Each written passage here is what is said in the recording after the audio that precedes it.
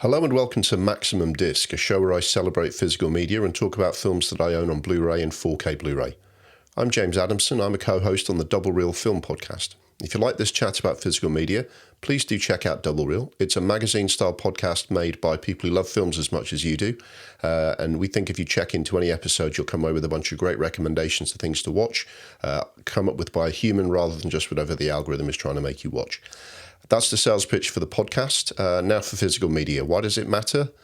Well, the short version is that if you care about a film, you need to own it because you can't rely on the streamers making it available. Sometimes if you're looking for something specific, it just isn't there. Even if it is there, is it the right version, the director's cut, the special edition that makes the film properly work? Probably not. And really, it's just not going to look and sound its best on a compressed internet file streaming down an internet pipe, instead of on a disc, properly making full use of your home cinema system. So hopefully you're a convert to that already, and that's why you've clicked on this physical media review. Each episode I talk about one film that I own, just a little fireside chat, no bells and whistles, just me talking. I talk about the sound and vision because that's what people are really here for. Is this a good representation, a good transfer of the original film? Not in the most technical detail, but I think enough to give you an idea. I also like to talk about my background with the film, why I came to love it, what my history with it is, and kind of what I think of the film overall, and my thoughts on whether it's an essential purchase for your collection. You'll have to make your own mind up, but maybe I can help with what I think of the film. So today we're talking about The Mission on Blu Ray. This is a 1986 film, not all that well known, I don't think. This was directed by Roland Joffe from a script by Robert Bolt. Roland Joffe was part of the British invasion of the 1980s, when filmmakers from the UK briefly dominated the scene with films like Chariots of Fire and The Killing Fields and Gandhi and things like that. Joffe had come through TV in the 70s and then made his feature film directing debut with The Killing Fields in 1984. That won 3 Oscars, got him a nomination for Best Director, so he was kind of on the up at this point. The Mission was his follow-up film. Robert Bolt was a leading screenwriter who developed the script. He'd been a playwright first and then moved into film, a big name for a number of decades, most famously working with David Lean on Lawrence of Arabia and Dr. Zhivago. He won the Oscar for the Best Adapted Screenplay for the latter, Dr. Zhivago, and then a year later he won another Oscar for adapting his own play, A Man for All Seasons. He was interested in themes of faith and sacrifice, quite often went back to themes like that, and The Mission is very much in line with his concerns as a writer. The cinematography was by Chris Menges, who had shot The Killing Fields for Roland Joffe before and won the Oscar for Best Cinematography for that film. He had a strong career as a director of photography, including Ken Loach's Kes in the early days. He also did A Local Hero, which is another gorgeous film to look at. He also worked with the likes of Neil Jordan and Stephen Frears. The cast is headed up by Jeremy Irons and Robert De Niro. Irons is a Jesuit priest who runs the titular mission in the South American mountains. De Niro is a mercenary enslaver who joins the Jesuits in search of redemption for crimes he's committed. Ray McAnally plays the cardinal sent from Europe to resolve the disputes over the territory, and there are other key supporting roles for people like Liam Neeson, Aidan Quinn, Cherie Lungi, and Ronald Pickup. The usual large team provided the sound, of which those nominated for awards were Ian Fuller, Bill Rowe and Clive Winter. They had all worked on The Killing Fields in some capacity for Roland Joffe before, so this whole film was very much getting the same team working together for this film. The score for the film was composed by the incomparable Ennio Morricone, legendary, of course, for all sorts of films, especially Sergio Leone's films, various Hollywood films like The Untouchables. He regarded this as one of his favourite film scores, so that's a big part of this movie. In terms of awards and nominations, while this film didn't do very well at the box office, it wasn't a very commercial film at all, really. It did get a fair amount of awards attention. It won the Palme d'Or at Cannes and the Technical Grand Prize. It was nominated for 7 Oscars, winning just the one, Chris Menges picking up his second award for cinematography. 11 BAFTA nominations, winning 3 for editing, Ray McAnally for supporting actor, and Morricone for best score. There was controversy at the Oscars, as it happens, where Morricone was nominated for Best Score but didn't win. The award instead went to Herbie Hancock for a soundtrack made up of existing songs instead of for an actual composed score, which led to a lot of controversy, changing the rules and so on. Otherwise, The Mission got various other nominations and awards across the various critics' societies and European festivals. Very, very beloved kind of art house kind of film. So a quick summary of what the film's about. It's set in 1750 in South America, in sort of Colombia, Argentina, that sort of bit in the middle of South America where, the mountains meets the river, basically. The Catholic Church is sending missionaries to these remote parts of South America to bring Christianity to the territories being colonized by Portugal and Spain, essentially converting the indigenous people. The Jesuits, led by Jeremy Irons as Father Gabriel, are the group who've made the arduous journey up into the mountains, remote territories where the Guarani live. They overcome the local people's initial hostility, build a mission for them, help them grow crops, various other things. They are, of course, trying to convert them to Catholicism, but it also provides a sanctuary there from all the Europeans who are hunting down indigenous tribes to kill or enslave them. Robert De Niro is the mercenary enslaver who leaves his life behind after he kills his brother in a dispute over a woman they both love. He joins the Jesuits to kind of get away from his past life, make up for his previous misdeeds. So he and Jeremy Irons end up together, working together in this mission in the mountains. Politics, unfortunately, can still reach the remotest areas of the continent, and the Portuguese and Spanish governments are trading land and pushing the church to let them tear down the mission so that all the tribes up there can be sold into slavery. And the land, exploited in various ways, the way colonial empires do. Ray McAnally, as the cardinal sent over by the Vatican, has to referee this dispute. He's very concerned about preserving the political position of the church, so he has to be careful how much he goes against these big, powerful governments. And the Jesuits have to choose between protecting the people depending on them or obeying the commands of their masters across the ocean if they're kicked out. So in terms of my background with this film, my original experience watching it was I was just the right age when this came out to start paying attention to more serious kinds of films. I did like the idea of British films mixing it with the Hollywood elite. When Chariots of Fire won a bunch of Oscars for its performance in 1981, one of the producers said the British are coming. It felt like that period. I'd really liked The Killing Fields by more or less the same team. I think there was something about the poster as well. It had Robert De Niro's face on it and the big waterfall with a man on a cross falling down. That really kind of caught my attention.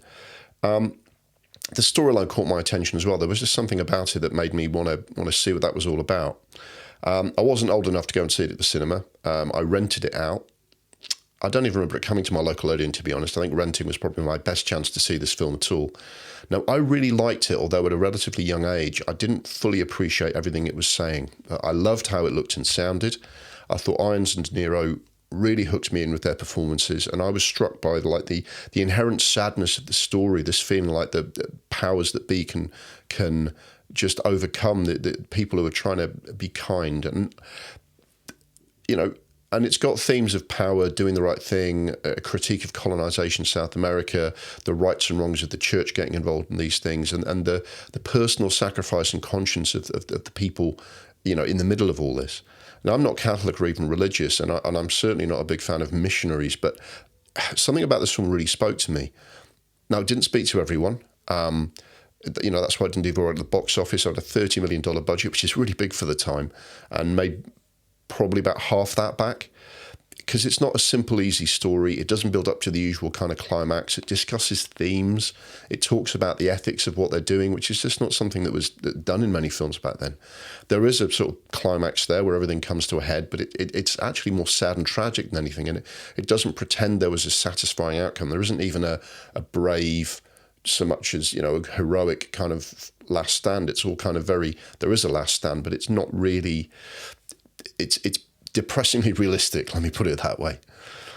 There is a lack of historical accuracy in the way the story is portrayed.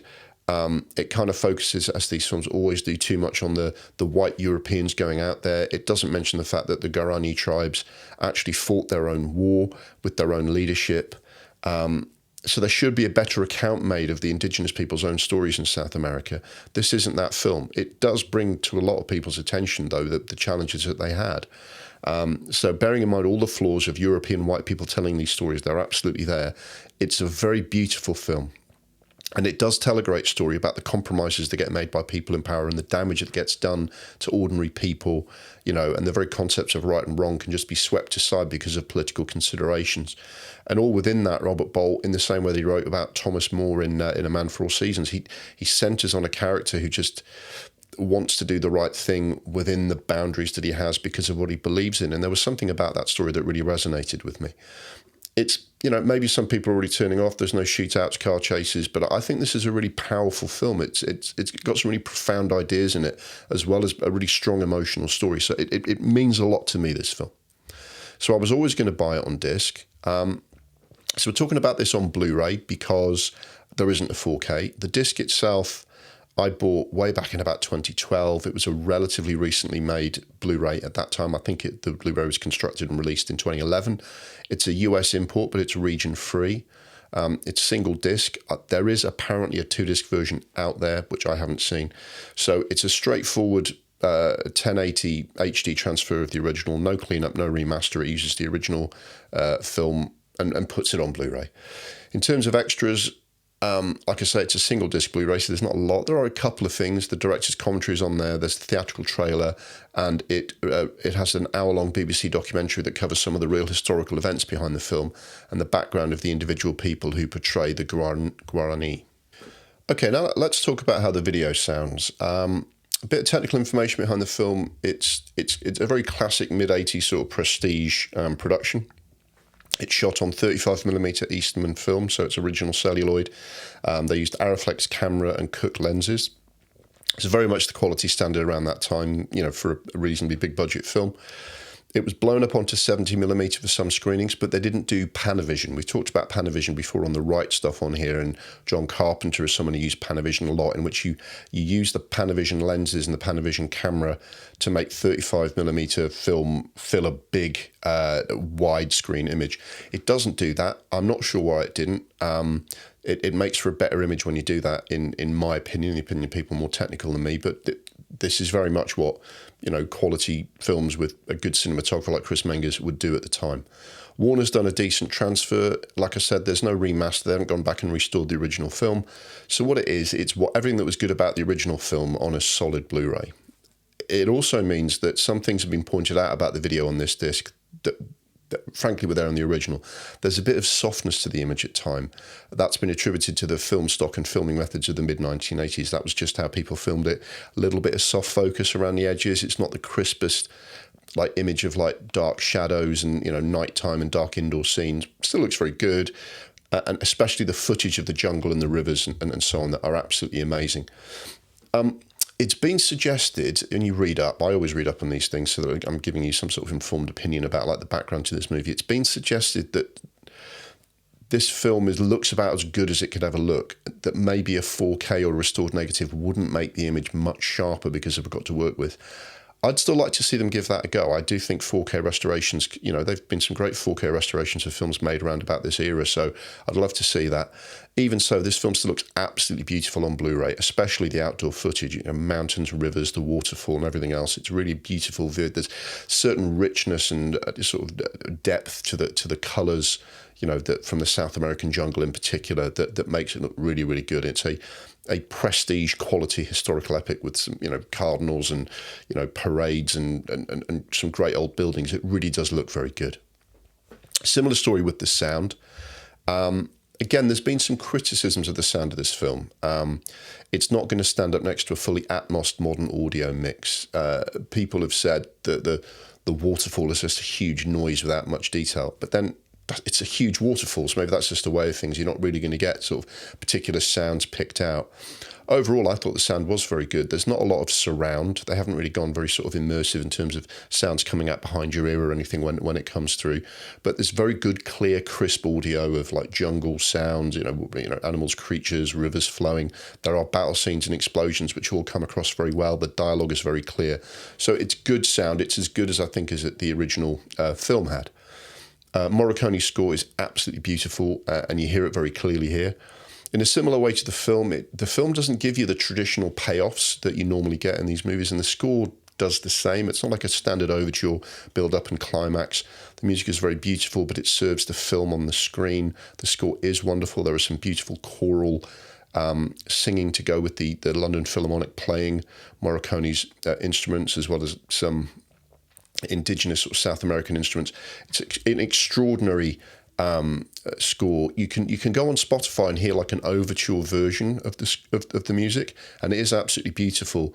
But then when you're actually in the film, the different components of that are played according to a particular scene. There's a scene called The Falls, so obviously you see that when it's the waterfalls, and there's a scene where there's a lot of like rowing through the river, where the choral music is played in a slightly different way. So Morricone's making some really interesting use of his score, very much to do what the film needs, and not just give you a big kind of, glorious sound. But if you listen to Morricone live, he's always got some music from The Mission on there, which you want to hear that over some beautiful kind of shots of the South American jungle. It's here in spades in this film.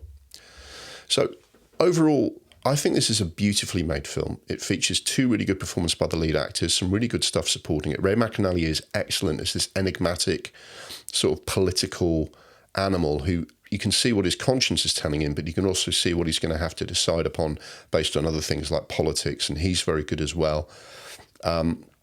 I don't think this film gets mentioned in the filmography of its actors as much as it should. I think this is a really tremendous film.